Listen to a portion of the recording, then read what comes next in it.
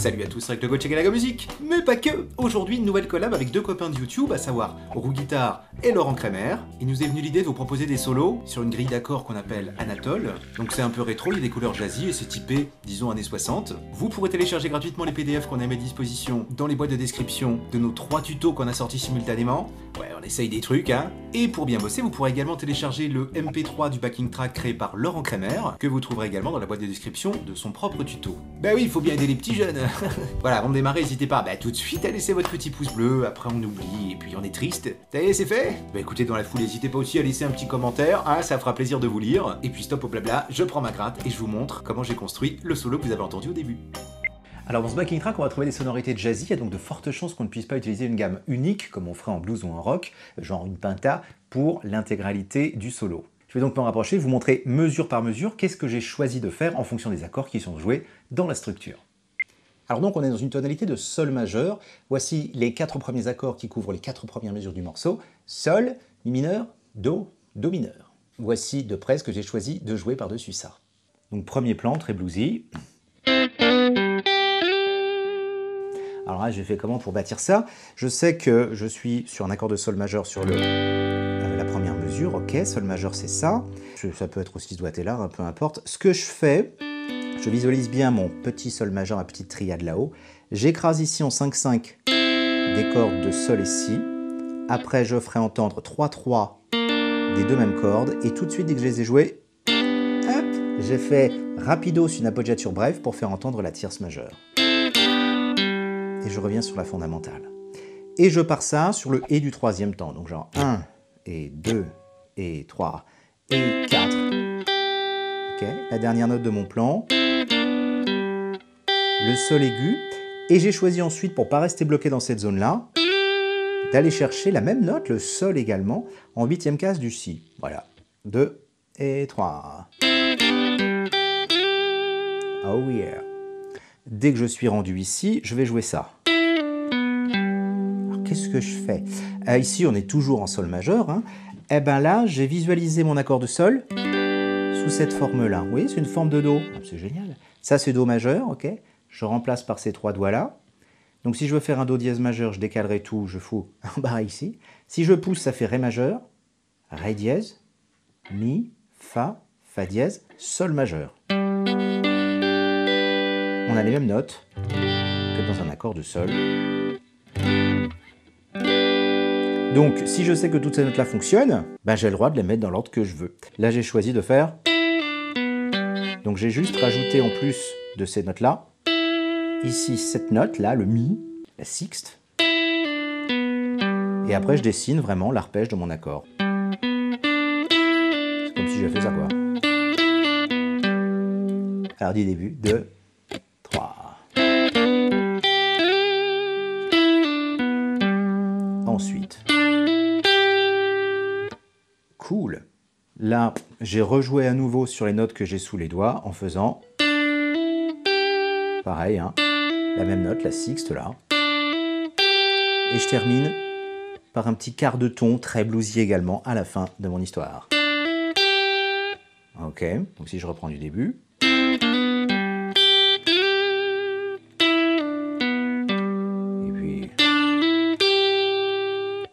Et surtout, dès que j'ai fait mon petit bend à la fin, je bloque les cordes à la main droite.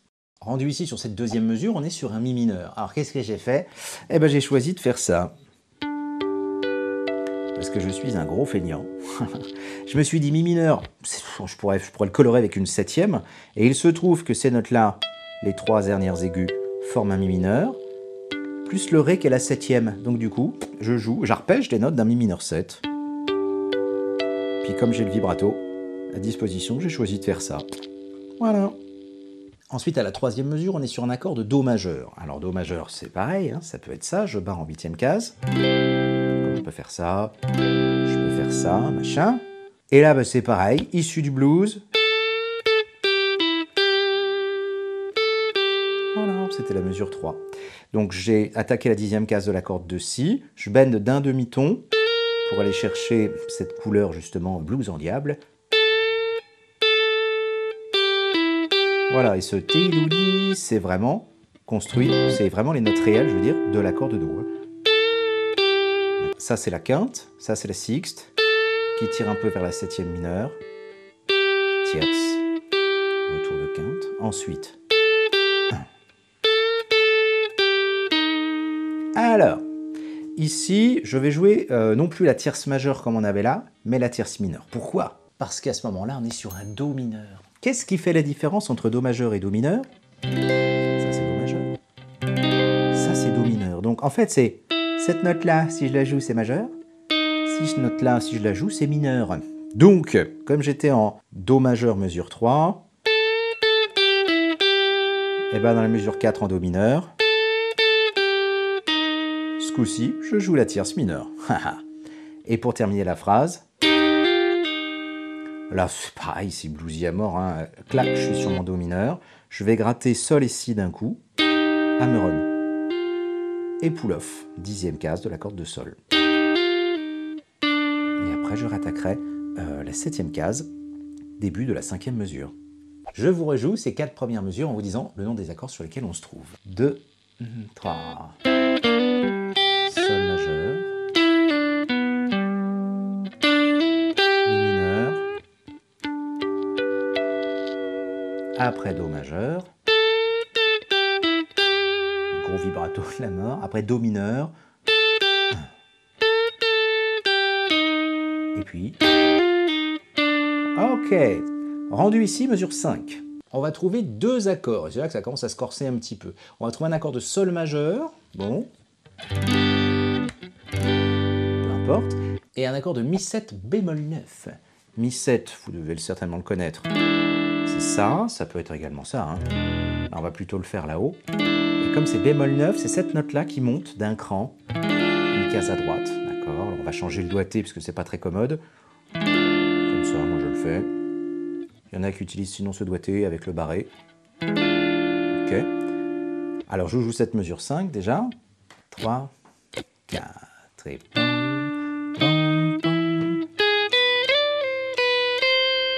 Ah, alors comment est-ce que j'ai réussi à colorer? Eh bien, j'ai essayé de dessiner les accords que j'ai dans l'accompagnement. Donc, j'attaque les 2 premiers temps, c'est sur un Sol majeur suivi du Mi7 bémol 9 sur le 3e et 4e temps. Eh bien, ici, je démarre par cette note-là. Pourquoi? Parce qu'elle fait partie de l'accord, pardi. Mon accord de Sol, c'est la quinte, hein, si on va être exact.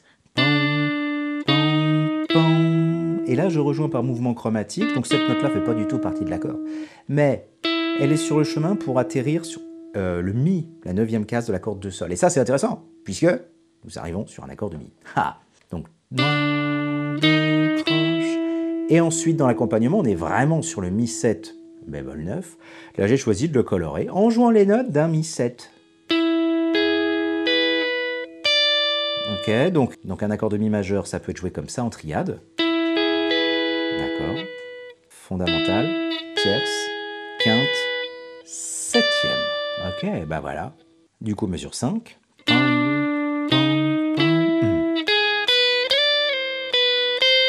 Voilà. Ensuite, à la 6e mesure, on va trouver un La mineur et un Ré7 au bout. Sur les 2 premiers temps, qu'est-ce que je fais? Eh ben, je vais dessiner un La mineur. Alors, attendez, mise au point. Donc je ne vais pas redescendre ici pour faire un La mineur ouvert. Hein. Je vais prendre une autre position de La mineur qui existe. Il y en a un petit qui est là, je ne sais pas si vous le connaissez. Il fait 10, 9, 10 sur les cordes de Ré, Sol, Si.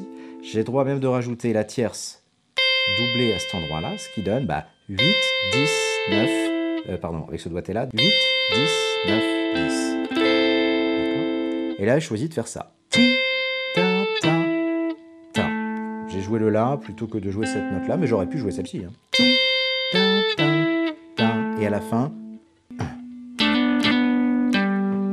qu'est-ce que je fais ici? On attaque un peu à la Peter Green. Je sais que je suis sur un accord de Ré. D'accord. Je prends ces 2 notes-là et je fais la technique un peu étrixienne. Et j'atterris pourquoi ici? Sur la note Sol, parce que dans la mesure suivante, on revient sur un Sol majeur. C'est magique. Je vous rejoue tout ça depuis le début tranquillos, et puis on aura quasiment tout vu. 2, 3. Sol majeur. Mi mineur. Ensuite, le Do majeur. Puis Do mineur, tierce mineur, sol majeur, je dessine le mi-7, la mineur, ré majeur, et j'ai choisi de terminer par un petit plan un peu clé en main, parce qu'on atterrit sur ce qu'on appelle dans l'accompagnement un Christophe. Eh oui, je sais, il y a l'Anatole et le Christophe. Et ben le Christophe, j'ai choisi de faire ça. Voilà, c'est un cliché mais qui marche à fond, je vous l'ai mis. 5 du Ré, 4 du Sol, et après je fais une montée chromatique jusqu'à 7. Et je terminerai par une espèce de turnaround comme ça en faisant mi bémol 9, ré 9. Et pour, ah oui, le finish. Bon, je vais chercher la 13e là-haut. Et j'atterrirai en sol. Fin du solo. Bah écoutez, voilà, hein, vous savez jouer le solo que je vous avais concocté pour cette vidéo. Alors, le mieux peut-être c'est de l'apprendre telle qu'elle est présente dans le PDF, mais l'idée ensuite, c'est essayer de piger quels sont les accords qui sont joués, pourquoi je les ai joués, en fonction des positionnements, et ensuite, vous pouvez taper dans la note que vous avez à disposition, quoi.